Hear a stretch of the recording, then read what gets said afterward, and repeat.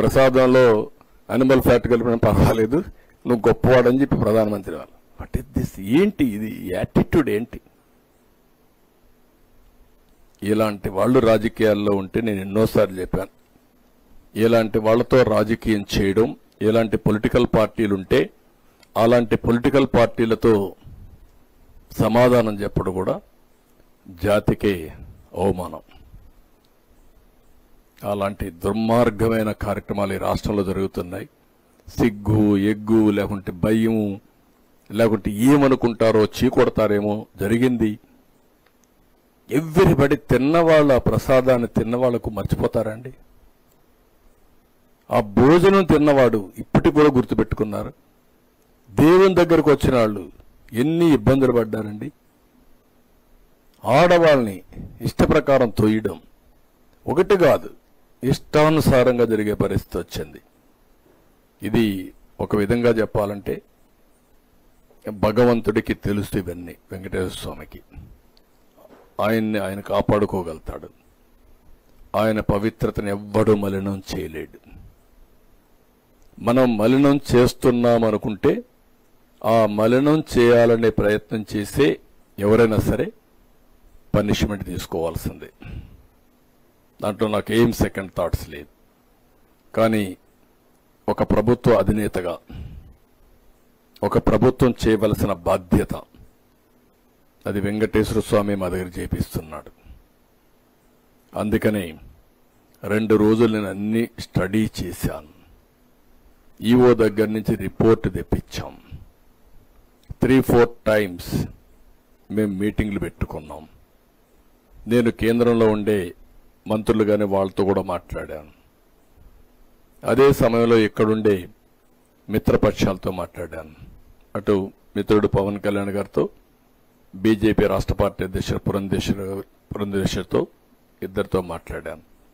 మాట్లాడినాక ఒక కన్క్లూషన్కి వచ్చాం. ఈ యొక్క టెంపుల్ యొక్క పవిత్రత కాపాడడం మా అందరి బాధ్యత. ప్రత్యక్షంగా కలియుగ దైవమైనటువంటి వెంకటేశ్వర స్వామినే, ఆయన ప్రసాదాన్నే రాజకీయాల్లోకి లాక్కొచ్చేసినటువంటి దుర్మార్గమైనటువంటి వ్యక్తి చంద్రబాబు నాయుడు.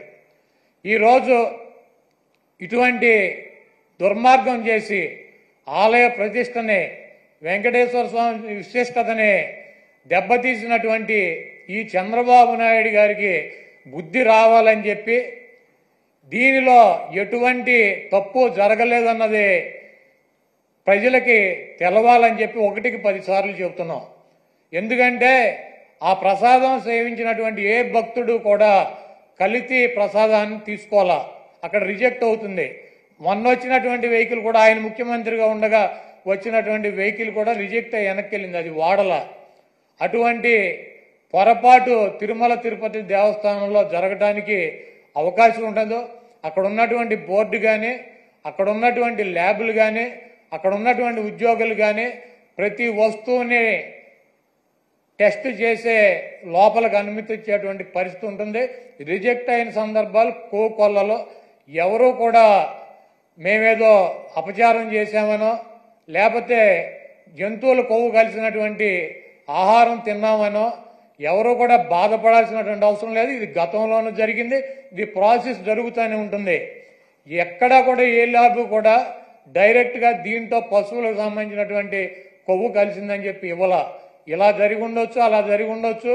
దీని మీద ఇంకా క్షుణ్ణంగా పరిశీలించాలని చెప్తే ఆ పనికిమాలిన రిపోర్ట్ ఒకటి తీసుకొచ్చి ఇది జరిగిపోయింది, తినేశారు, వండేశారు, స్వామికి పెట్టేశారు అని చెప్పి ఒక దేవుణ్ణి అడ్డం పెట్టుకుని రాజకీయాలు చేయడానికి దిగజారిపోయినటువంటి వ్యక్తుల్ని ఏమనాలి? ఇటువంటి వ్యక్తి ఈ రాష్ట్రానికి ముఖ్యమంత్రి. అంత ప్రతిష్ట కలిగినటువంటి గుడిని, అన్ని మహిమలు కలిగినటువంటి ఆ స్వామిని రాజకీయాల కోసం ఎవడన్నా అన్నం తినేవాడు బజారు లాగుతాడా? చంద్రబాబు నాయుడు భక్తుడా? నాకు 50 సంవత్సరాలు, 50 సంవత్సరాలు 40 సార్లు నేను తిరుపతి వెళ్ళా, 20 సార్లు గుండు కొట్టించుకున్నా, 15 సార్లు కింద నుంచి నడిచి వెళ్ళా, ప్రతి సంవత్సరం వెళ్తా. చంద్రబాబు నాయుడు ఎన్నిసార్లు గుండు కొట్టించుకున్నాడు అక్కడికి వెళ్ళి? వెంకటేశ్వర స్వామికి ఇష్టమైనది ఏంటి? భక్తులు, మహిళలు కూడా వెళ్ళి గుండు చేయించుకుంటారు. మహిళలు కూడా వెళ్ళి గుండు చేయించుకుంటారు. ఈయన ఎన్నిసార్లు చేయించుకున్నాడు? ఈయన వెంకటేశ్వర స్వామి భక్తుడా? రాజకీయాలకు వెంకటేశ్వర స్వామి వాడుకుంటాడు. జగన్మోహన్ రెడ్డి గారిని రాజకీయంగా దెబ్బ కొట్టాలంటే నువ్వు డైరెక్ట్ రా, ఆయన సిద్ధంగా ఉన్నాడు. వెంకటేశ్వర స్వామిని, మతాలని, కులాలని విచ్ఛిన్నం చేసి ఇది పెద్ద కుట్రగా మేము భావిస్తున్నాము. దీని మీద ఎటువంటి ఎంక్వైరీ అయినా సిద్ధంగా ఉన్నామని చెప్పి జగన్మోహన్ రెడ్డి గారు సుప్రీంకోర్టు న్యాయమూర్తికి, ప్రధాన న్యాయమూర్తికి లేఖ రాశారు. అదేవిధంగా ప్రధానమంత్రికి లెటర్ రాశారు. మీరు ఎటువంటి విచారణ జరిపినా వైఎస్ఆర్ కాంగ్రెస్ పార్టీ మేము సిద్ధంగా ఉన్నామని చెప్తే సిట్ అని చెప్పి ఈయన సిట్ అంటే కూర్చున్నవాడు, స్టాండ్ అంటే నుంచున్నవాడు ఒక ఆఫీసర్ని వేశాడు. ఏం రాస్తాడు? లోకేష్ దగ్గరికి, ఈయన దగ్గరికి వెళ్ళి ఏం రాయమంటారు సార్ అని చెప్పి అడిగి రాస్తారా సిట్ రిపోర్టు? మీకు దమ్ముంటే సుప్రీంకోర్టు ప్రధాన న్యాయమూర్తితో విచారణ జరిపించండి, లేకపోతే సిబిఐతో విచారణ జరిపించండి. ఏమీ లేవు. సిట్ అంటే కూర్చునేవాడు. ఈయన కూర్చోమంటే కూర్చునే సిట్ అనే ఒక పోలీస్ ఆఫీసర్ని వేసి విచారణ జరిపిస్తాడంట. ఇంకా పైన చెబుతాడు మక్కిలు ఇరక్కొడతా. ఎవడ మక్కిలు ఇరక్కొడతాడు? కాకినాడ ఎమ్మెల్యే ఒక ఎస్సీ ఒక కాలేజీ ప్రొఫెసర్ని మక్కిలు ఇరక్కొట్టాడు. నువ్వేం చేసావు? ఎమ్మెల్యే మక్కిలు ఇరక్కొట్టావా? వెస్ట్ గోదావరి జిల్లాలో ఈ రాజ్యాంగాన్ని రచించినటువంటి డాక్టర్ బిఆర్ అంబేద్కర్ గారి పటాన్ని చించి అవతల వారేశాడు. అక్కడ దళితులు ఆందోళన చేస్తున్నారు 2 చోట్ల కూడా. నువ్వేం చేసావు? 2 ఎమ్మెల్యేలు మక్కిలు ఎరకొట్టావా?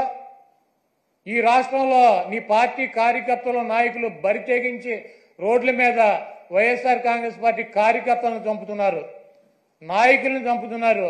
వీళ్ళ మక్కిలు ఎరకొట్టావా? వాళ్ళ మీద కనీసం కేసులు పెట్టగలిగావా? నువ్వు నీ పార్టీ వాళ్ళ మక్కిలు ఎరకొట్టలేవు, నువ్వు వచ్చి అవతల వాళ్ళ మక్కిలు ఎరకొడతా. ఇవన్నీ పోసుకోవాలి కబుర్లు ఎందుకు?